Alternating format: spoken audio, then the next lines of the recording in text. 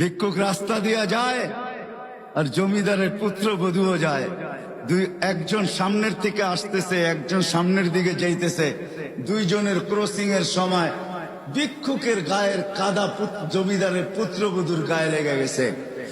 সে দুনিয়া আন্দার করে ফেলছে, স্বামীকে ডাইকা নিয়ে আসছে, বলছে ভিক্ষুক আমার কাপড় নষ্ট করে দিছে।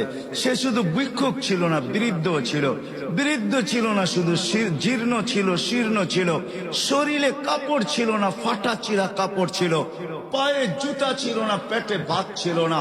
জমিদারের পুত্র সইতে পারে নাই, যৌবনী শক্তি সয়তো সয় কি কইরা তার স্ত্রীর গায়ে ভিক্ষুকের কাদা, বস সমগ্র শক্তিকে হাতে জমা করা, একত্র করা বৃদ্ধের গালে বসায়।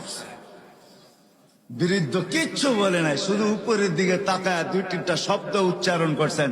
শব্দগুলা হলো ইয়া মাল্লা তারা হলো ওয়ুন, ও আল্লাহ তোকে চোখে দেখা যায় না, ও তারা কুল্লা শাই তুই সব দেখিস, ফারা তারা মা বি তুই কি দেখিস না আমার সাথে কি ঘটতেছে, এটা কি দেখিস না?